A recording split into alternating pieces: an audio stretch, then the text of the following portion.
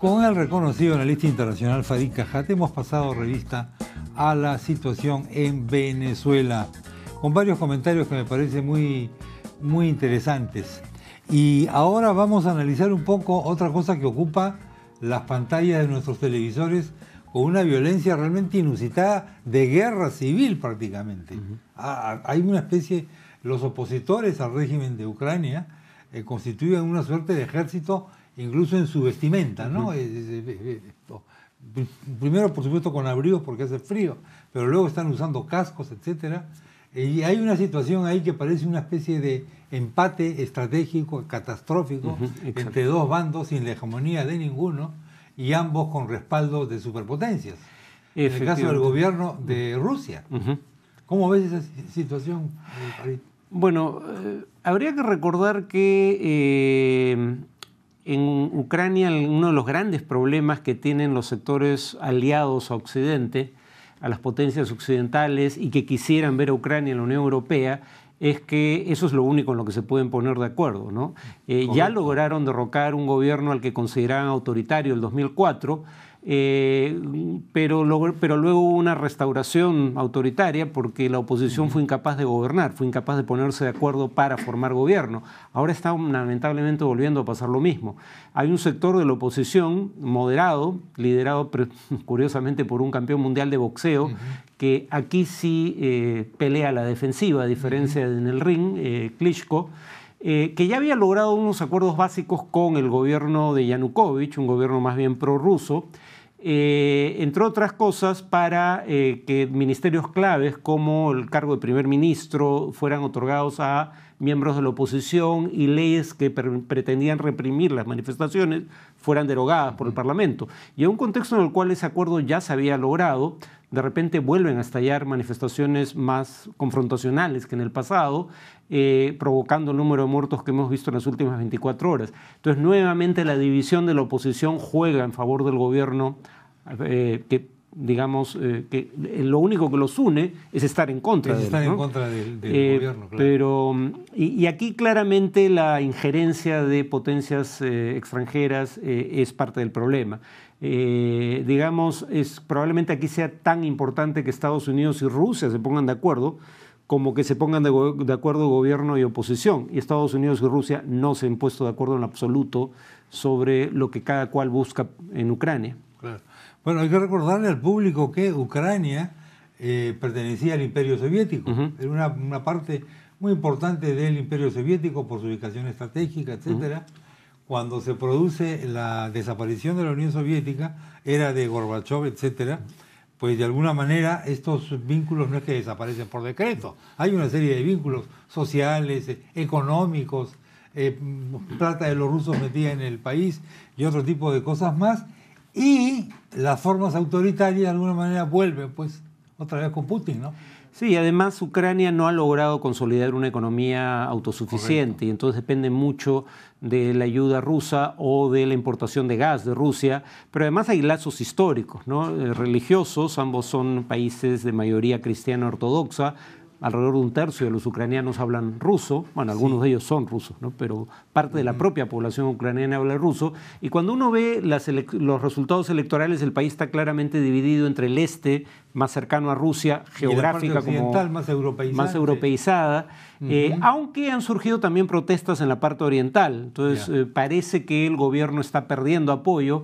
La gran pregunta es si las Fuerzas Armadas lo van a respaldar en una labor de represión que parece haber iniciado ya hasta las últimas consecuencias, porque para iniciar esa acción represiva han tenido que cambiar al jefe de las Fuerzas Armadas, lo cual sugiere que no todos en las Fuerzas Armadas están de acuerdo con esta estrategia a la que llaman antiterrorista para acabar con las manifestaciones. Sí, bueno, el presidente ha sido muy claro al decir que ahora sí se va a poner una estrategia antiterrorista. Ahora, hay escenas realmente impresionantes en la televisión, ¿eh? De una verdadera batalla campal, de una guerra civil. Bueno, un sector de la oposición aquí ha cometido el grave error, en mi opinión, de usar armas en la confrontación. Y si se trata de una lucha armada, muy probablemente prevalezcan las Fuerzas Armadas por sobre unos cuantos milicianos mal organizados, ¿no? Entonces, nuevamente una oposición que probablemente equivoca la estrategia y con lo cual le da un respiro al régimen al cual se opone. ¿Cuán importante puede ser la Unión Europea en esta confrontación? Cierta prensa europea presenta una lucha entre los europeístas y los anti-europeístas, digamos, por poner en otros términos, los civilizados y los bárbaros, por llamarlo de alguna manera, ¿no? ¿Es cierto esto? ¿Es una caricatura? Bueno, si son civilizados y bárbaros respectivamente es discutible, pero lo que es claro es que un sector mayoritario, según las encuestas, quisiera firmar primero este acuerdo de asociación con la Unión Europea y luego postular para ingresar tarde o temprano a la propia Unión Europea.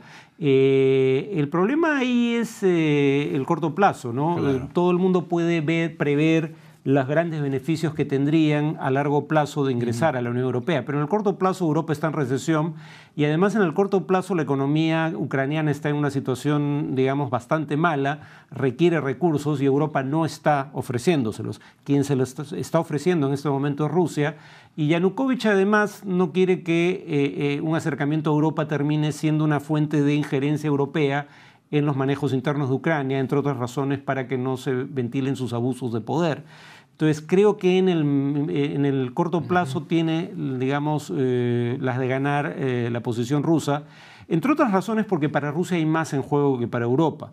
Para Rusia, Ucrania es un aliado histórico que ha permitido históricamente, desde el tiempo del zarismo, poner distancia entre el territorio ruso y el territorio de potenciales enemigos, hoy en día encarnados por la OTAN. Hoy en día encarnados por la OTAN.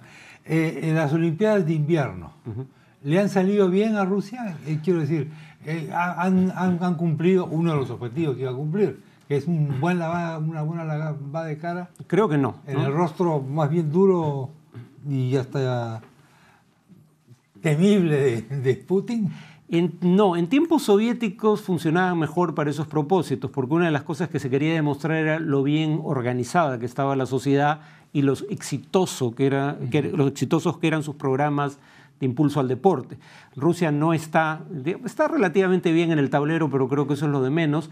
La infraestructura dejaba mucho que desear, algunos hoteles no estaban listos y además la policía ha reprimido las pocas, muy escasas manifestaciones de protesta con una brutalidad que ha confirmado lo que muchos sospechaban ocurría en Rusia. Por ejemplo, hoy en día las Pussy Riots han sido golpeadas con fuerza absolutamente innecesaria. Porque no, sí.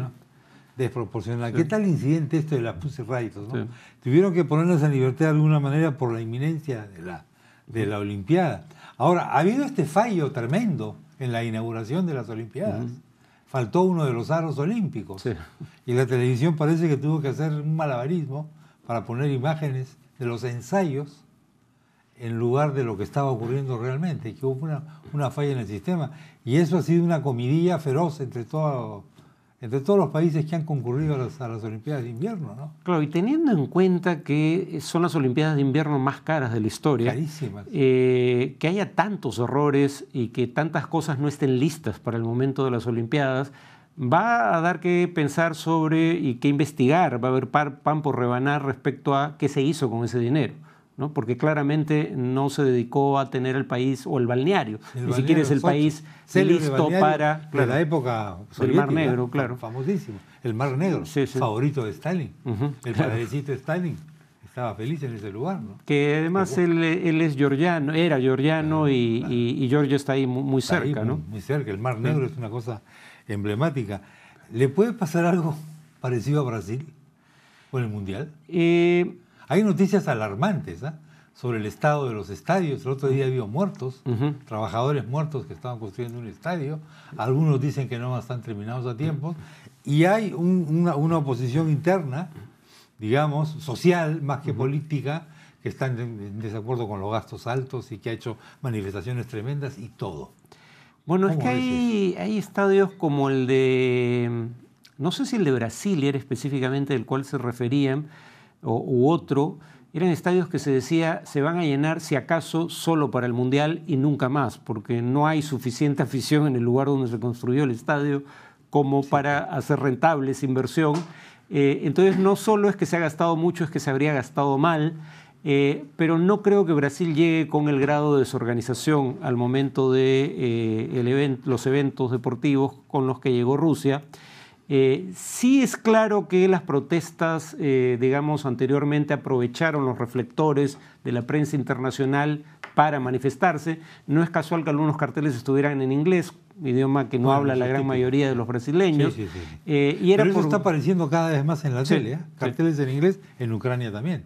Porque sabes que hay cobertura de la prensa internacional y a ellos va dirigido el mensaje. La CNN, ¿no? Es fascinante para todos estos movimientos, ¿no? Y claro, la Copa Confederaciones, creo que era el nombre, fue la que atrajo esa atención. Un mundial va a atraer aún más atención.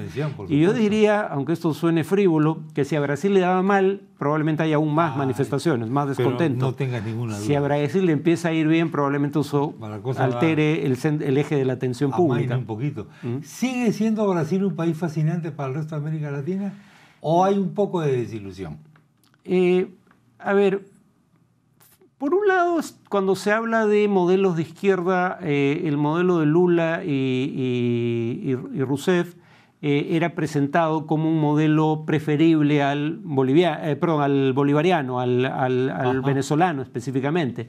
Sí. El tema es que, por un lado, el modelo venezolano ya no es atractivo para nadie fuera de Venezuela y probablemente tampoco dentro de Venezuela. Su bancarrota es más o menos ostensible. Entonces ya el hecho de que Brasil brille por contraste no es algo tan importante como en el pasado. Pero además Brasil está brillando cada vez menos, ¿no? La economía está creciendo a tasas más bajas y además tiene desequilibrios macroeconómicos significativos. Sin embargo, por otro lado, los programas sociales que inauguró Lula, que en realidad empiezan con el gobierno anterior, pero que se generalizan con Lula, por ejemplo, los programas de subsidios condicionados, han funcionado bastante bien y siguen siendo un ejemplo a seguir, pero no el conjunto del modelo brasileño, que además es mucho más proteccionista que la media, por ejemplo, entre los países de la Alianza del Pacífico. En general, algunos círculos dicen que hay una cierta decepción con las famosas con los famosos BRICS, ¿no? O sea, Brasil, Rusia, India, China, etcétera. ¿Es cierto eso? ¿No eran tan potentes como se pensaba? Bueno, para empezar, creo que estaban más preocupados quienes acuñaron el término de que el término fuera ingenioso a que fuera realista. Por ejemplo, BRICS por asociación a ladrillo, la palabra inglesa para ladrillo. Rusia nunca debió estar, en mi opinión, ¿no? Sí, pues, la economía rusa tenía ya falencias notables, depende básicamente de exportación de hidrocarburos y de armamentos, no es muy competitiva en muchas otras áreas. Y ahora hay razones para pensar que los hidrocarburos van a perder valor en el mercado internacional en los próximos años. La India, que venía creciendo a tasas de alrededor del 7% anual durante una década prácticamente, ha visto detenerse su crecimiento y tiene grandes problemas estructurales, reformas estructurales que nos han hecho. Hemos hablado un poco de Brasil. E incluso China, que cuando se acuñó el término BRICS crecía a tasas de 2 dígitos, ahora está creciendo a 7, 7,5, con la posibilidad de que crezca aún menos en el futuro venidero. Bueno, Farid, muchas gracias. De nada. Ha valido la pena esta conversación, como ustedes se acaban de dar cuenta, por los conocimientos de Farid en temas que a veces para muchos peruanos se ven como muy lejanos, que no son tan fascinantes.